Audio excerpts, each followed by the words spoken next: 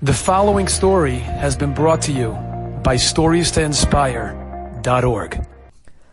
Let me tell you an incredible story.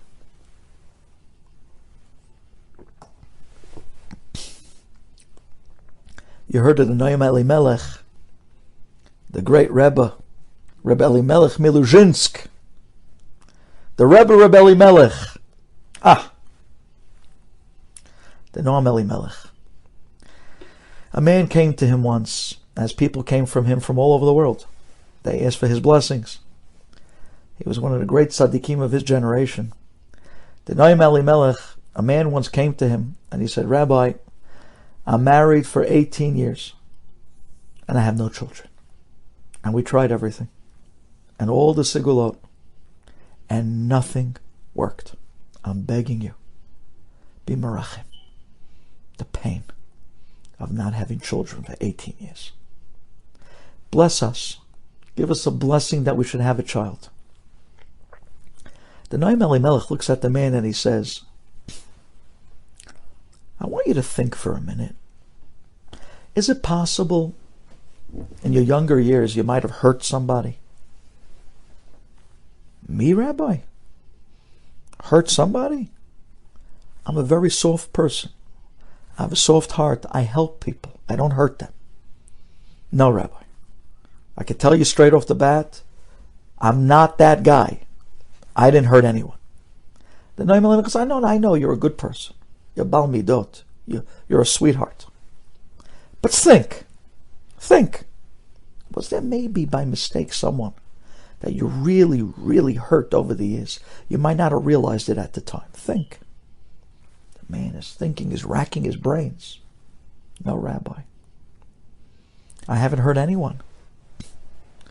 The Noam Elimelech looks at the man and says, "Let me try to help you. Is it possible that there was a woman you were supposed to marry when you were young? Someone that you said you were going to marry, and you didn't?" The man says, "What? Rabbi, I met my wife. I married my wife. We're married for 18 years. No, I wasn't supposed to marry anyone else." The Rabbi says, Think. Come on, go back. Was there somebody when you were young that you were supposed to marry? Maybe you were engaged. Maybe you were married. Maybe you were supposed to marry." The man is thinking, racking his brains. And then finally he says, "Nah." And Elimelech says, What was that nah? "Nah, Rabbi, nah, come on." And Noam Elimelech says, No, tell me, what's the nah? You know, when someone says nah, generally there's something to that nah. What? He says, "Rabbi, listen. There was a girl that lived next door. We grew up together. We were pitzalach. We were little kids, 3, 4 years old. We played together. Okay, we were best friends. And we would play together. We grew up with neighbors. And we were the closest little friends, 6, 7, 8 years old.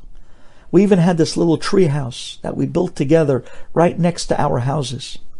And we would go up in the tree house and we would pretend that it's our house. And one day she said to me, 'I'm going to marry you.' And I said to her, 'I'm going to marry you.' And we promised each other that we weren't going to marry anyone else but each other." "But Rabbi, we were 7. This is narische kindish play. This is child's play." "What?" You know how it went? We grew up. We started hitting bar mitzvah age. And you know how it is, boys and girls. They grow up. And even though when they were kids, they were best friends, but it hits a point where they stop playing with each other. At least we hope. They stop playing with each other. And they go their own way. So already when I was bar mitzvah, I went out to yeshiva. I went my way. She went her way. And after that, we kind of went our own ways. And we totally forgot about the promise that we made to each other. And when it came time I started my shidduchim. I started to date. I went out with the first girl, my wife. She was wonderful. We got engaged. I married my wife. And here we are, 18 years later, waiting to have children. The Noam Elimelech said, do you know what happened to her? He says, no. Harav, I'll tell you the truth. You know, after I started shidduchim and I got married, me and my wife, we moved away. I didn't keep up with the family. I don't know what happened to her. I guess she got married. Noam Elimelech, Rabbi Elimelech, turns to the man and says to him, I think that you deserve, and she definitely deserves, closure. You owe her a big apology. You have to ask her mechila. You might have broken her heart. And the man says, come on, Rebbe, this is a story of 20 years ago. We were little kids. I said, no. You might have broken her heart. You owe her an apology. You must get mechila if you want to have children. Whoa, Rebbe, whoa. If you put it like that, where do I find her? I mean, she could have gotten married and moved anywhere. She could be anywhere in Russia, anywhere in Poland, anywhere in Europe. Where do I start? Rabbi Elimelech, he thinks for a minute, and he says to him, you know, there's a great fair that's about to happen now next week in the town of Brod. Go to Brod. Maybe you'll bump into her there. People come from all over to show their wares. Maybe you go to Brod. Maybe you'll bump into her there. The man says, Rebbe, I mean, from all places you think. But then he realized, Rabbi Elimelech doesn't talk just like that. The Rebbe Rabbi Elimelech, tzaddik, a gadol. If he's telling you to go to Brod, go to the city of Brod. And he did. That's where the Brodies come from Brod. So the man picks up and he goes out to the city of Brod next week, the big fair. People come from all over the country to show their wares. It's like this huge flea market, like a state fair. And the man is walking up and down the aisles of people, and he's looking for this girl. He doesn't even know what she looks like. He remembers her. He has a picture of her when she was 7. He doesn't even know. He might even bump into her, and he wouldn't even recognize her for a moment. How am I going to do this, he says. This was a bad idea. Why did Rebbe Elimelech even send me here? And this whole thing is ridiculous. I owe her an apology. I mean, come on, we were kids. And he's thinking to himself, what is this? I'm never going to find her. Just then, it starts to pour. But such a downpour, like torrential rains. And this guy, like, immediately runs with all the other crowd of people for cover. And he runs up to the nearest store that had this canopy hanging out over, and he's squeezing in with a bunch of people trying to make his way under the canopy to stay dry. And as he's squeezing in with people trying to stay under the canopy to stay dry, he feels that he's rubbing up against a woman. So as not to be impolite, he's a religious man, he starts moving away, and he hears a voice behind him say, "Again you're trying to run away from me?" He spins around. He remembers that voice. And there she is. He comes to her, face to face, huddled together, under a canopy. And she looks at him. And he looks at her. And he recognizes her in a second. And he says to her, "I cannot believe it's you. I am so happy I found you. I came to the city abroad just to see you. I'm begging you, please. Please believe me, I don't want to hurt you. We were kids. And at the time, you were my best friend, but I was 7. And I know I made a promise. And I know you promised me.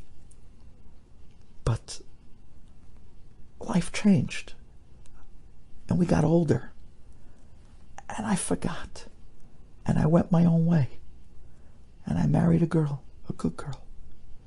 And I'm married now for 18 years. And I don't have kids. I'm begging you, be meichel me. Give me a mechila. Please. I'm begging you for closure for both of us. Give me mechila. And she looks at him. And she smiles. And she says, I'm meichel you. I forgive you. This means a lot to me too. And it stops raining. And they both walk out from underneath the canopy. And he turns around to motion to the wagon driver that it's time for him to leave. He got what he came for. And he turns back around to say goodbye. And she's gone. And the man jumps on the wagon. And he turns to the wagon driver and says,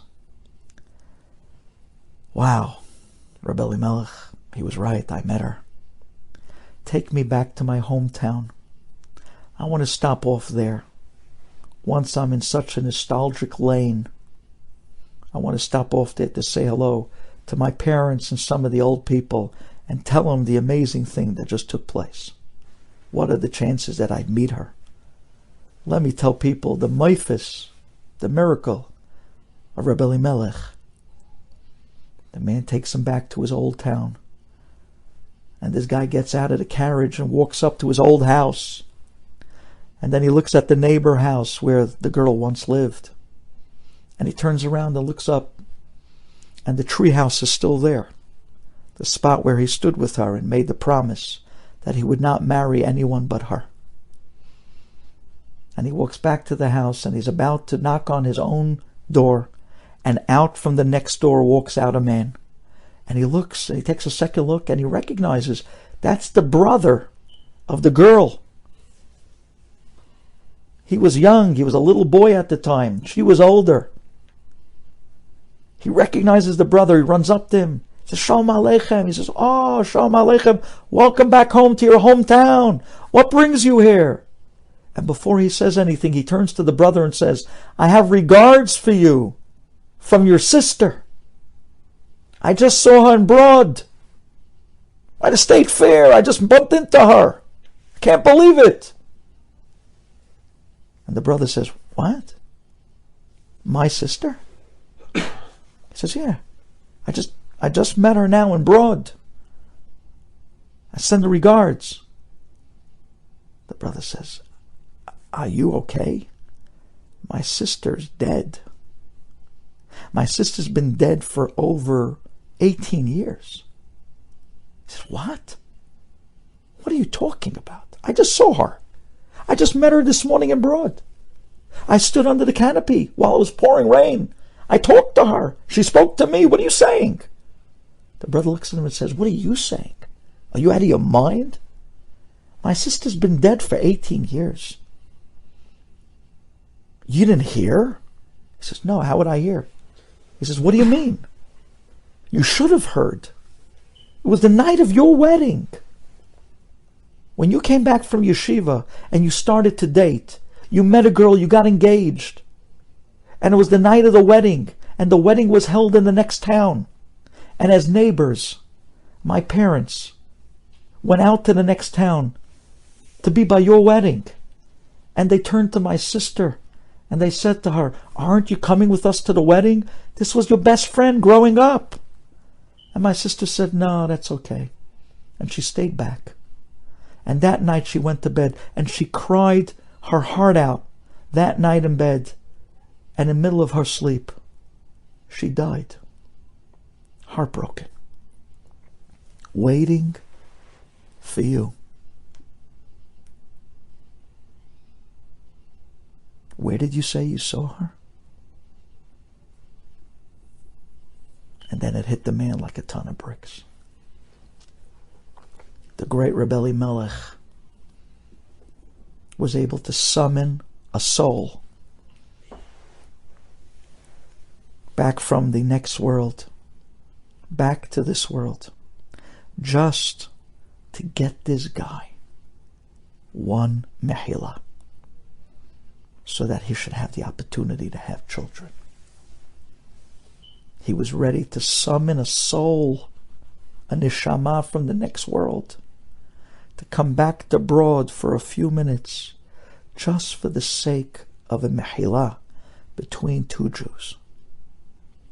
Because the minute you bring a shalom, you're able to tap into the zechut gadol that propels you above the mazal and brings all yeshuot.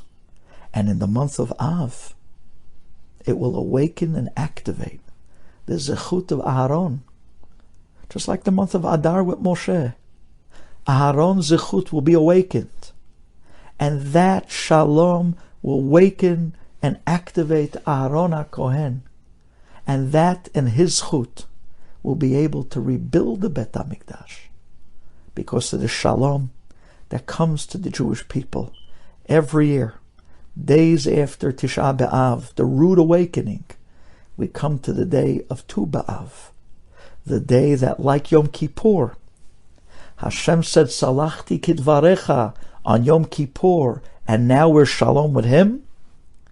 On Tu B'Av we say Salachti Kidvarecha to one another, and now we're shalom in Klal Yisrael. Nachamu, Nachamu Ami. Thank you for listening. Enjoyed this story? Come again. Bring a friend. StoriesToInspire.org